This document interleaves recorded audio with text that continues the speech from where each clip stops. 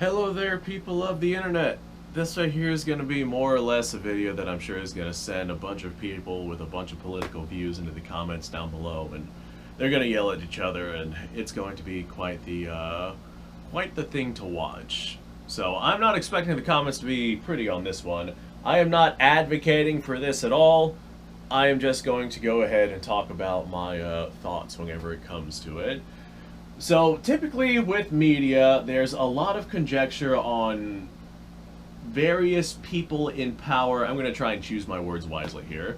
Various people in power wanting to ban the sale of firearms or ban the sale of certain firearms, etc., etc., etc. I got the hiccups, guys. I'm sorry about that. But I'm going to go ahead and tell you right now that just banning the sale of something, like, they have the idea that if you have it, you can keep it, but we're going to make it to where no one else can get anything else. And their concept behind that is, once someone passes, I don't know, maybe their stuff is confiscated, maybe their stuff is, I don't know. I mean, I guess it's up to the family at that point as to what happens with their stuff. But legally, they want that stuff to be like surrendered to the government, and the odds of that happening are extraordinarily small. As a matter of fact, look at Canada right now. They passed their assault weapon ban, like countrywide assault weapon ban. Hey, turn them in and whatnot, or we're gonna come and take them. They passed that like what, 4 years ago now, give or take, at time of filming this video, or I guess give or take whenever I finally get around to putting this video up. And I don't think a single rifle has been confiscated yet from the civilian population, and that's Canada. If we start looking at the US, then oh boy. Or look at the bump stock thing. Like the bump stock, hey, turn them all in, they're all illegal now, you're not allowed to have them. I don't know if any of them were turned in, but I do know that if some of them were, that it was very, very little. Like, they're not going to be able to come get their hands on these unless they do a full-fledged confiscation. Just saying, hey, turn them in, does not seem to work. So their mindset is that if they ban the sale of certain things, that people won't be able to get them again.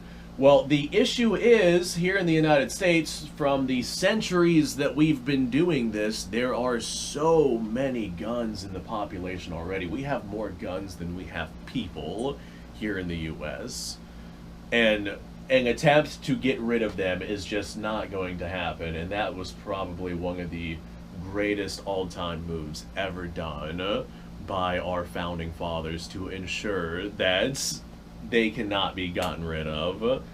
Now, the big thing that they're going to run into whenever it comes to their problem with firearms is just banning the sale on things isn't enough. They would have to do some kind of confiscation, which they would not be able to do. They don't have the manpower for it. Even if we're talking about the entirety of the U.S. military, we got, what, we're going to call it 3 million people, although that's more people in the U.S. military than there actually is. But we're going to call it 3 million people versus the, what, 350 million people that we have here in the U.S. Granted, there is some political division. We would not be all united as one, and there's a lot more that would go into it.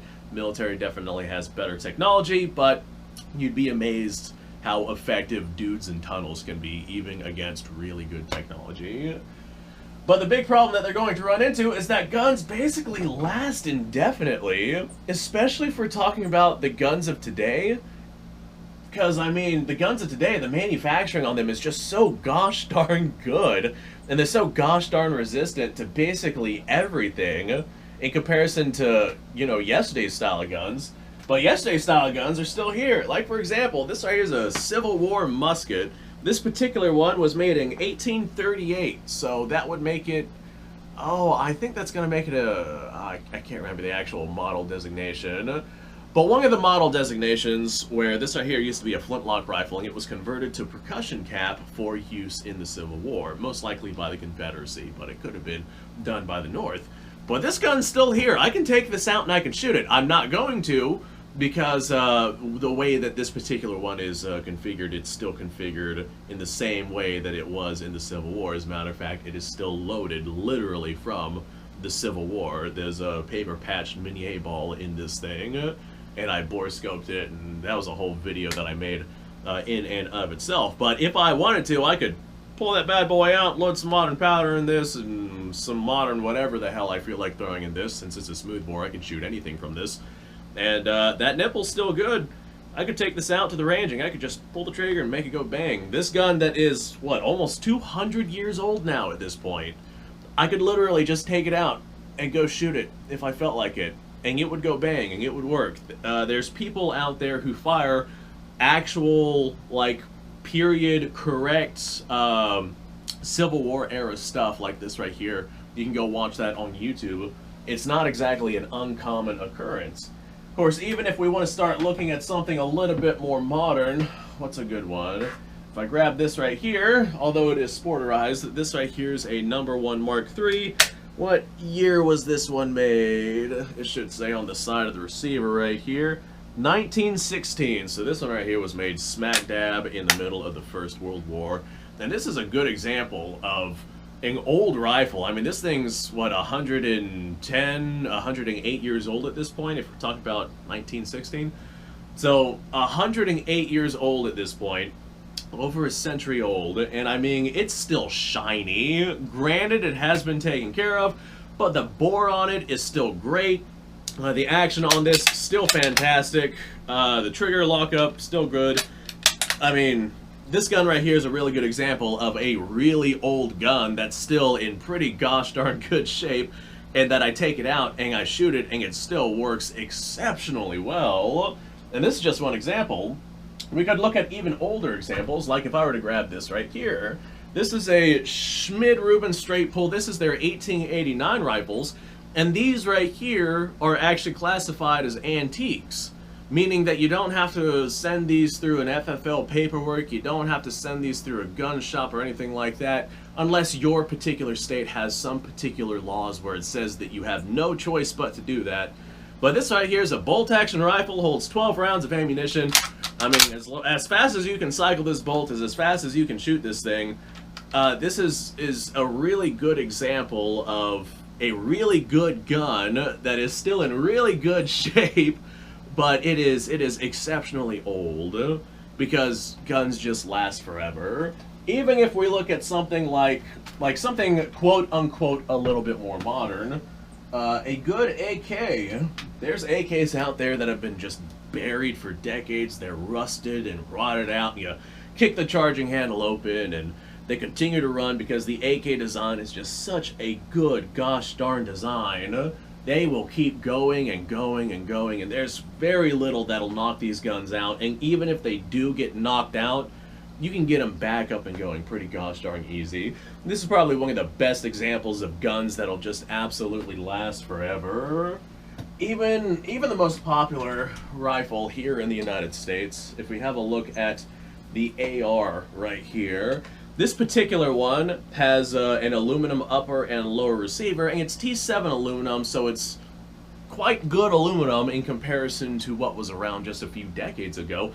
The manufacturing done to this rifle is exceptionally good in comparison to a couple of decades ago. Just all of the stuff about this gun leads it to be good whenever it comes to its longevity. Like, I'm under the impression that unless this thing is left in the mud or in a lake or, I don't know, in salt water or just violently not taken care of, this right here is probably a rifle that is going to last for a very, very, very long time. We're talking centuries level of long time, assuming that it's properly taken care of. And that's one of the things that they're not thinking about. They're like, all right, well, nobody can buy anything else, so that solves our problem. We already have them, and they will last for hundreds and hundreds of years. And it is really, really incredible just how long some of these guns will last. Now, not all of them. If you don't take care of it, like this is an Egyptian Hakim from this particular one's from Ethiopia, and I would not trust shooting this thing at all because of how horribly corroded it is. This is by far one of the worst conditioned guns that I own, but man is it cool. But yeah, So, not all of them will last, assuming that they are properly taken care of, though, they absolutely can last.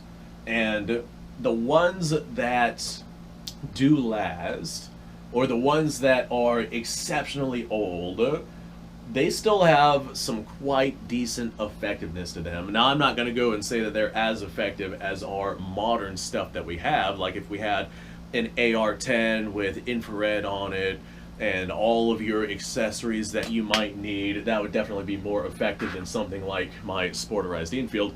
But this right here, you get a couple of guys armed with a couple of Sporterized Infields, and that's still a pretty gosh darn capable force to be reckoned with. And that's guns that are 100 years old, and they're still going strong. I have no doubts that another 100 years from now, this gun right here is still going to be up and doing the things that it's doing right now, just because of how good these guns are. Long story short, if a gun is taken care of, it pretty much will last indefinitely. Now, there is one little caveat that I will give. Plastic guns. Right here, we have ourselves a polymer-framed striker fire handgun. And this is essentially a Glock clone. This is very popular in terms of what you would find with your modern handguns, just because the price on these are oftentimes quite low. They're lightweight, they're easy to use, easy to manufacture. They tend to hold quite a fair amount of ammunition. Like, this is just a really good gun design. Unfortunately, for longevity purposes, I have seen, like, 80s and 90s models Glocks, like original Generation 1 model Glocks, where the plastic on them has turned, like, brittle and crunchy, especially here in Florida, especially if they're left in, like, a car or in the sun or someplace where they are more liable to be degraded. Like, just plastic does not stand up to the test of time whenever it comes to plastic on a firearm. It doesn't stand up to the longevity in terms of how it withstands its own structure. I know people will probably say in the comments down below, hey, plastic will last hundreds and hundreds of years, and yeah, it'll just get broken up into smaller and smaller pieces, but it will definitely still be there. It's not like it's biodegradable or anything like that. That's not what this argument is. This argument is the actual figure and reliability of this handgun not breaking itself apart over the decades. It basically lowers with time, especially if we're talking about substandard storing conditions. So that's my little rant. Guns last forever, and there's nothing that they can do about that. And we already have all of the guns. We have all of the guns. We have, I can't remember what it was. I think it was like 46% of all of the world's guns is within U.S. citizen hands or something like that. It might just be U.S. hands in general. But we have a lot of guns. We have a lot of guns, and guns last for a very, very long time. So thanks for watching, folks. Appreciate your time. Like, subscribe, share. Description below is a link to all sorts of stuff. Go check it out. You guys go off. Have yourself a fantastic day. I'll see you guys on the next episode.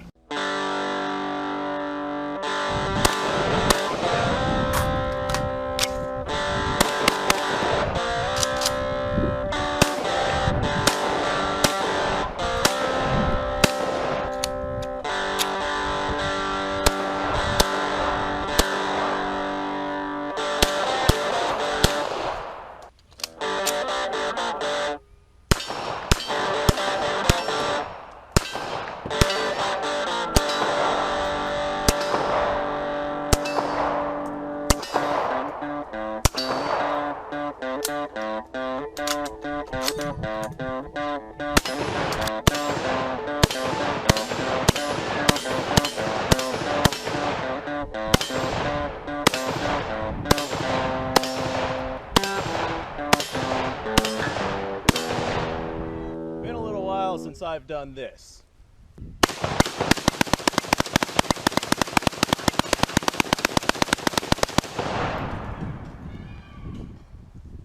Bonnie and Clyde be damned. The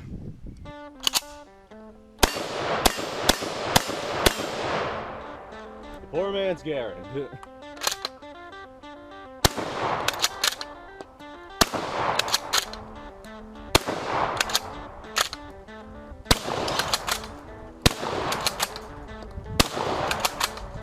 shame that bolt-action shotguns aren't more mainstream.